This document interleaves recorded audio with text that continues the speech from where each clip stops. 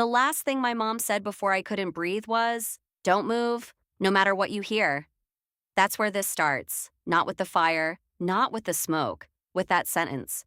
Because when your own mother tells you to pretend you're gone while your house is burning, something is already very, very wrong.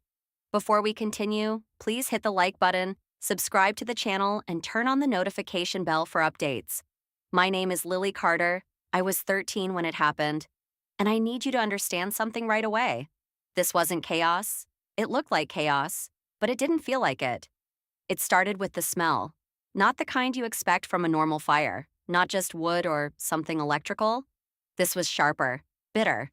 It stung the inside of my nose before I even saw the smoke. I remember standing at the bottom of the basement stairs looking up. "Mom?" I called. No answer. Then, bang! The door at the top of the stairs slammed shut so hard the walls shook. I flinched. My heart jumped into my throat. And then I heard it. The sound that still doesn't make sense, even now. A click. Slow. Final. Locked. "Mom?" My voice came out smaller this time. That's when she grabbed me, hard. My mom, Rachel, pulled me away from the stairs so suddenly I almost fell. Her fingers dug into my arm, not like she was scared. Like she was already too late. "Stay down here," she said quickly. "What's happening?" I asked, my chest already tightening from the smoke starting to slip under the door. She didn't answer right away. That was the first thing that scared me. Because my mom always had answers. And the smoke came faster than I expected. At first, it was just a thin gray line curling along the ceiling. Then it thickened. Lower, heavier, like it was searching for us. I coughed. Once. Then again. And suddenly my throat felt like it was closing. "Mom, I can't." She dropped down in front of me and grabbed my shoulders. "Listen to me," she said, her voice low but sharp, focused. "You need to stay calm." Calm? How was I supposed to stay calm? The house was burning. We were trapped. And my dad was upstairs. That thought hit me like a jolt. "Dad," I shouted, turning toward the stairs. "Dad, we're down here." No answer, not even a shout back, not even footsteps rushing to help, just silence. And then, footsteps, above us, slow, not running, not panicked, just walking. I froze. And because I don't know about you, but if your house is on fire, you don't walk. You run. You shout. You panic. But my dad? He didn't. My mom heard it too. I felt it in the way her grip tightened, in the way her eyes shifted, not toward the door, but toward the ceiling, listening, calculating, like she was waiting for something or someone. The smoke dropped lower. My eyes started burning. Every breath felt thinner than the last. "Mom," I whispered.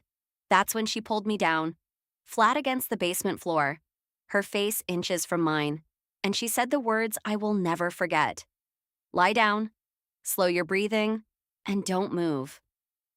I stared at her. "What?" Her voice dropped to a whisper so quiet I almost didn't hear it. "Pretend you're gone." Gone? What does that even mean? Pretend for who? For the fire? For someone coming? The footsteps stopped, right above us, directly over the basement door, and then something metal shifted.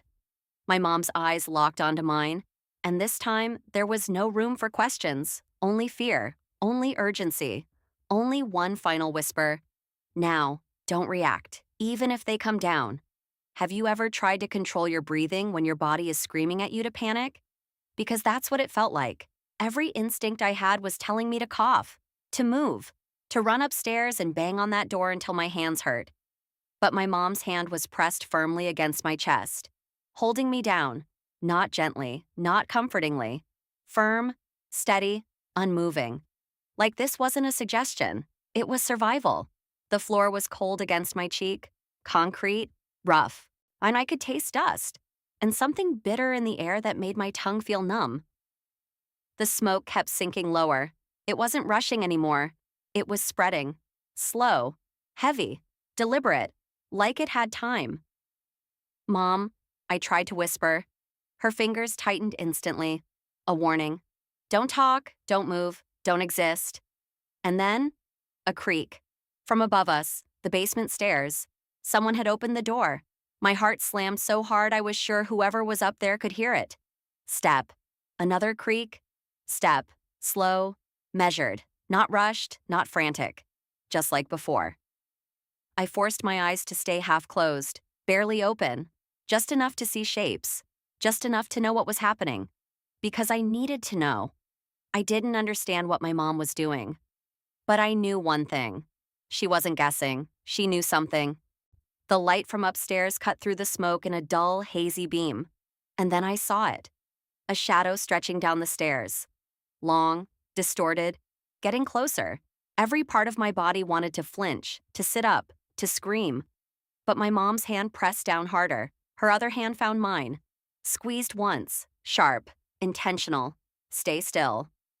The footsteps reached the bottom, stopped, right next to us. I could hear breathing, calm, steady. Not someone struggling through smoke, not someone afraid, just breathing. And then, a voice, low, familiar, too familiar. Smoke spreads faster than people think. My chest tightened. Not from the smoke this time, from recognition, from confusion, from something colder than fear. Because that voice, that was my dad. But something was wrong. And the way he said it didn't sound like concern. It didn't sound like panic. It sounded like observation. Like he was watching something happen exactly the way he expected it to. I wanted to look up. I wanted to see his face, to understand, to make sense of why he wasn't helping us, why he wasn't yelling, why he wasn't pulling us up those stairs. But I didn't move, because my mom didn't move. And somehow, that scared me more than anything else. Seconds passed, or maybe minutes. I couldn't tell. Everything felt stretched, heavy, like time itself didn't want to move. My dad shifted slightly. I heard his shoe scrape against the concrete. Closer. Then, still again. Was he checking us? Waiting? Making sure? My lungs burned. I needed air. I needed to cough. Don't. My mom's grip tightened again. And she knew. She knew exactly what I was about to do. And then, he spoke again. Quieter this time. Almost to himself. Words I couldn't fully make out. But I caught one part. Clear as anything. Should be enough. Enough? Enough for what? My stomach dropped, a cold sinking feeling spreading through me faster than the smoke ever could. Because suddenly, this didn't feel like an accident anymore. Then, he turned. Footsteps again, calm, unhurried, walking back toward the stairs. No attempt to help. No checking for signs of life. No calling our names. The stairs creaked again, one by one, until the light shifted and disappeared. And just like that, we were alone again. For a second, I thought it was over, that maybe now my mom would let me move, that maybe now we could try to get out. Mind that maybe?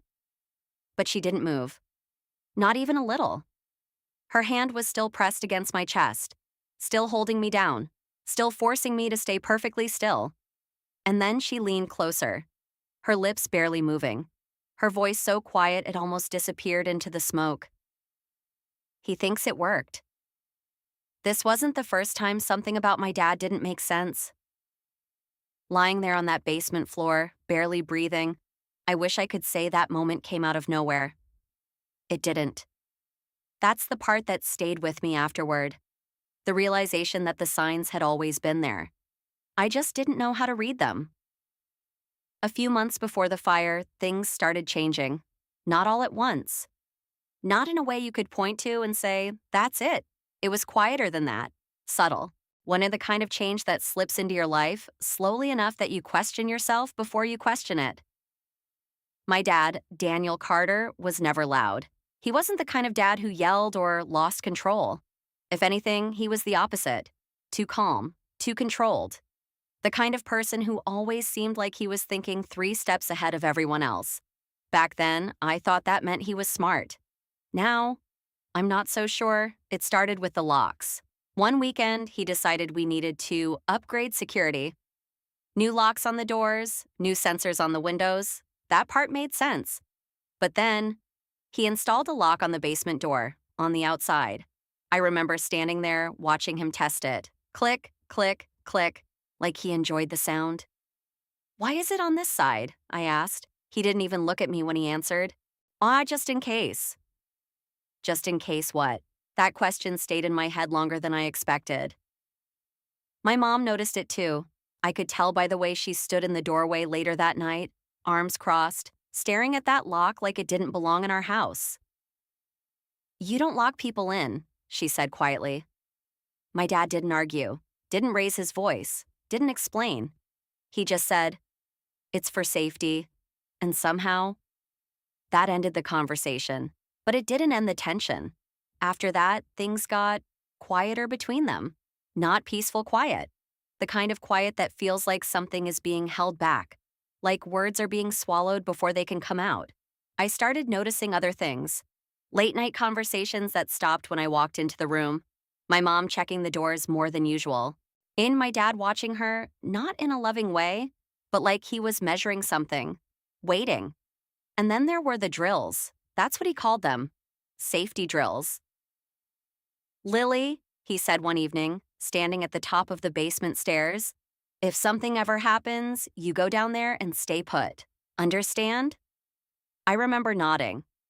Because that's what you do when your parents tell you something serious. You don't question it, you trust it.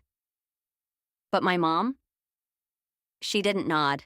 She looked at me instead, held my gaze longer than normal, and said something different. "If anything strange happens," she told me later when my dad wasn't around, "you listen to me, not him. Okay?" That stuck with me because she didn't explain it, and I didn't ask. Back in the basement, the memory hit me all at once. Every little moment, or every strange detail, every quiet argument, every look. And suddenly, it all felt connected.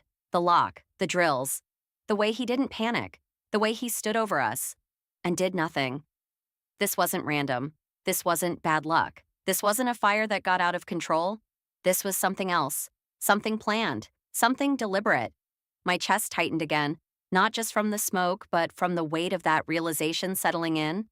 And next to me, my mom finally moved, just slightly, just enough to lean closer. Her voice came out in a whisper, controlled, but no longer hiding it. I didn't want to believe it either. A loud crack echoed from above, something heavy collapsing. The ceiling above us groaned. And then, a new sound. Not footsteps this time, not calm, not slow. Loud, fast, approaching. I am coming down the stairs. Someone was coming down, but this time it didn't sound like him. The difference was immediate. Before, the footsteps had been slow, controlled, almost patient. These, loud, fast, urgent. Wood creaked sharply under the weight of whoever was rushing down the stairs. And for a split second, my body reacted before my brain could catch up. Help! That was my first thought. Someone's here. We're saved. But my mom didn't move. That was the first sign something still wasn't right. Her hand stayed firm on my chest, holding me down against the concrete like the rule hadn't changed. Don't move. Don't react. "Mom." I tried again, barely a whisper. Her fingers pressed harder. Not yet. The basement door slammed open. This time, it wasn't slow. It hit the wall with a sharp crack, and a wave of slightly fresher air rushed in, pushing the smoke just enough for me to breathe a little deeper. Voices followed, multiple, shouting. "Hello? Fire department? Anyone down here?" My heart jumped. They found us. They actually found us. "Here," I wanted to scream. "I'm here." But I didn't, because my mom still hadn't moved. Why? That question hit me hard. Why would she keep us still now? Why pretend now, when help was right there? Boots hit the basement floor, heavy, fast, different from my dad's careful steps earlier. These people weren't observing. They were searching. "Clear this side. Watch the smoke. Wait, over here." One of them got closer, so close I could hear the shift of their gear, the crackle of something over a radio. And then, a pause. They're here." Everything broke at once. Hands on my shoulder, turning me gently. Another hand lifting my mom. Voices overlapping, urgent, focused, real. "You're okay, we've got you. Stay with me. Can you hear me? Let's get them out now." Air hit my lungs harder this time, too fast. I coughed violently, my body finally breaking out of the stillness it had been forced into. My eyes snapped open fully. Bright lights, blurred shapes, movement everywhere. And then I saw my mom. She was sitting up now, barely, her face pale but her eyes sharp. Still alert, still watching everything. Even now, even here. One of the firefighters leaned toward her. "We got here as fast as we could," he said quickly. "Your husband flagged us down outside." I froze. "Said the house was empty." The words didn't make sense at first. They didn't fit. They didn't connect. Empty? I turned my head, my vision still swimming. "What?" My voice came out broken, barely there. The firefighter looked between us, confusion flashing across his face for just a second before training took over again. "He told us no one was inside," he repeated. "We were about to move on to the next structure, but..." He didn't finish. He didn't have to. My stomach dropped, hard, like the floor beneath me had disappeared. Because suddenly, everything lined up. Every strange moment, every quiet argument, every look, every step my dad had taken in that basement. He didn't just lock us in, he told them we weren't there. Which meant this wasn't just about the fire, it wasn't just about trapping us. It was about making sure no one came looking. My breathing hitched again. But this time it wasn't the smoke. It was something colder, heavier. Next to me, my mom finally let go. Her hand slipped from my chest. Not because she was weak, but because she didn't need to hold me still anymore.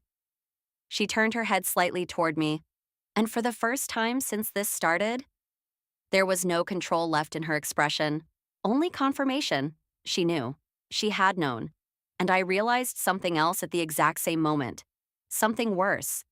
If he told them we weren't inside, then where did he think we were?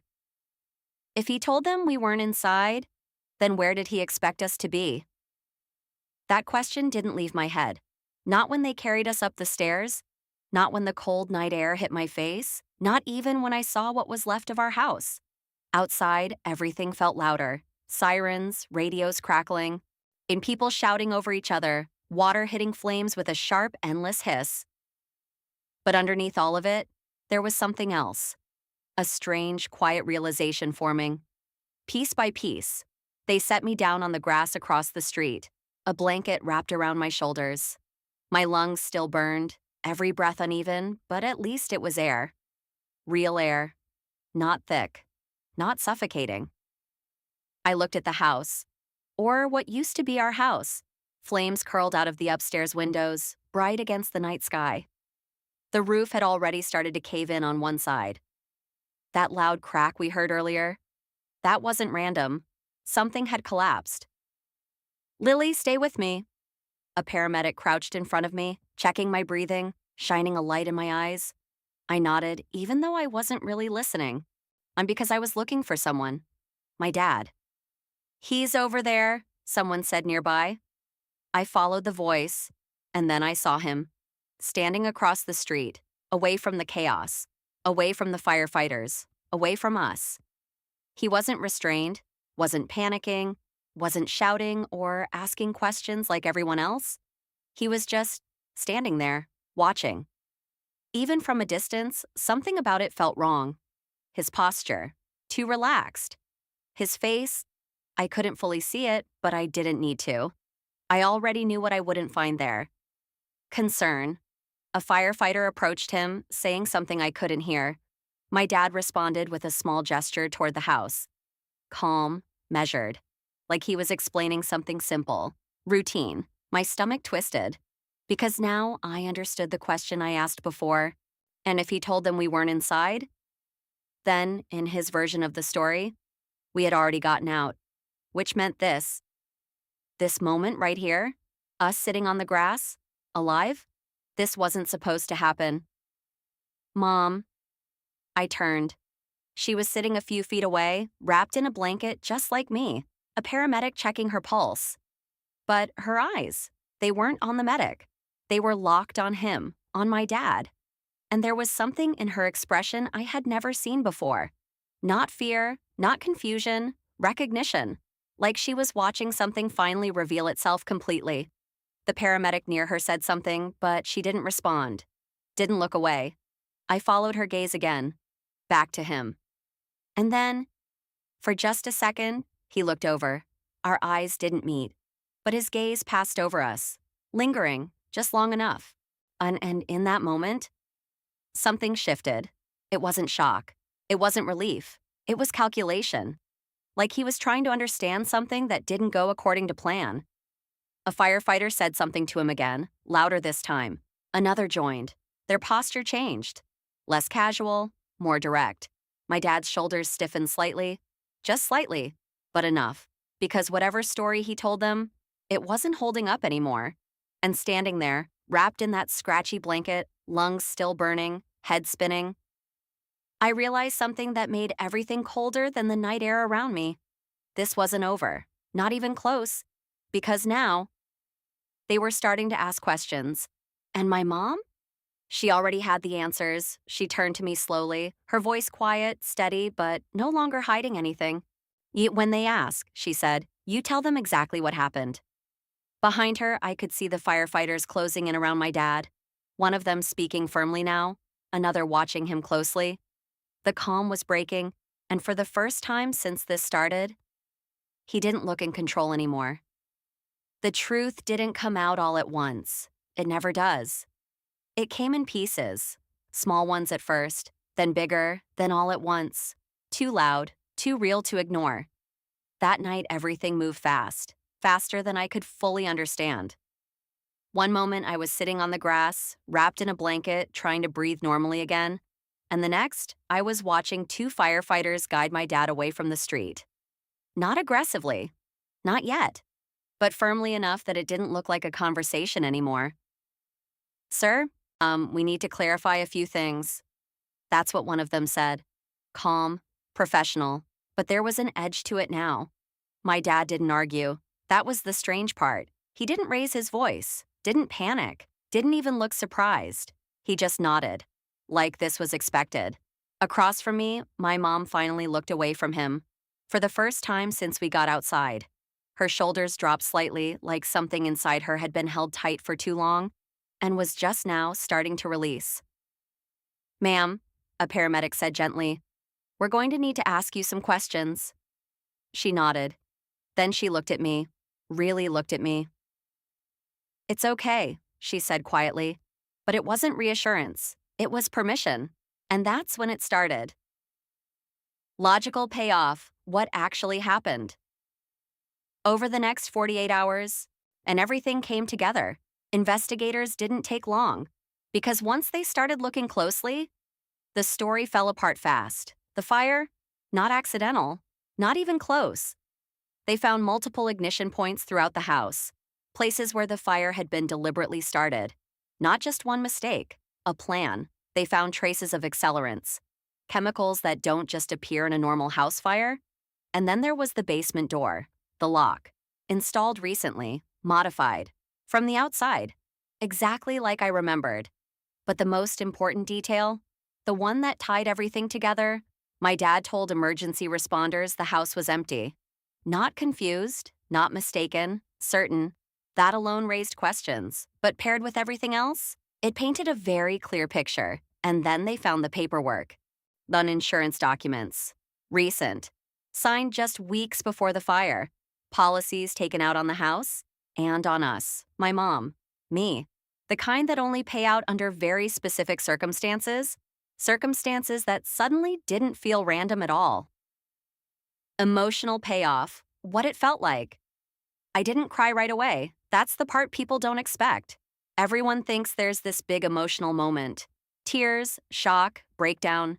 But for me, it was quiet, like my brain was still trying to catch up to something my body already understood. It hit in smaller moments.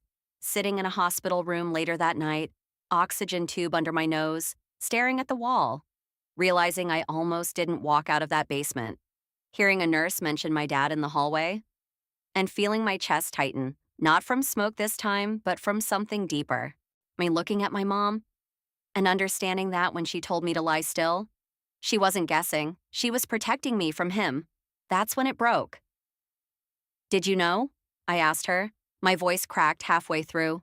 She didn't answer right away, just looked down at her hands, then nodded. Once, not fully, not completely, but enough. I was starting to, she said quietly, and somehow, that hurt more than anything else, because it meant this didn't happen in a single moment. It built, slowly, quietly, right in front of us. Consequence payoff. What happened after my dad was arrested 2 days later? No dramatic chase, no denial that lasted long, because the evidence didn't leave much room for anything else. He was charged with attempted murder, arson, insurance fraud. I didn't see him when it happened, but I heard about it. From my mom, from the news, from people at school whispering when I came back weeks later. That was another part no one really prepares you for. The attention. Neighbors who suddenly remembered strange behavior. People who looked at us differently, like we were part of something they couldn't fully understand. Some were kind, some weren't. But none of it felt normal anymore. We didn't go back to the house. There wasn't much left to go back to anyway. We stayed somewhere else for a while, temporary, quiet, and then came therapy. Conversations I didn't always want to have. Questions I didn't always know how to answer. But slowly, things started to settle. Not back to how they were. That part never happens. But into something new. Something steadier. Final resolution moment. Months later, things felt different. Not better, not worse, just clearer. I went back to school, started sleeping through the night again, mostly. My mom and I talked more about everything. Not just what happened, but everything before it. All the things we didn't say back then. One night, I asked her something that had been sitting in my mind since that day. Why did you tell me to pretend? She didn't answer right away. Just sat there for a second, thinking. Then she said, because he needed to believe we weren't a problem anymore. I nodded, slowly. That made sense now. All of it did. The footsteps, the silence, the way he stood there. He wasn't checking if we were okay. He was checking if we were gone. That was the plan, and we broke it. That night didn't end when we got out of the basement. It didn't end when the fire was put out. It didn't even end when he was arrested. But it did end, eventually. In smaller, quieter ways. Like the first night I realized I wasn't afraid to fall asleep anymore. Like the first time my mom laughed again. Like the moment I walked past where our house used to be and didn't feel like I was still trapped inside it. Now there's nothing there, just an empty space. No door, no lock, nothing left to hold anyone inside. And sometimes I still think about that moment. Lying on the basement floor, holding my breath, waiting. Back then, pretending felt like disappearing. But now, I understand what it really was. It was surviving.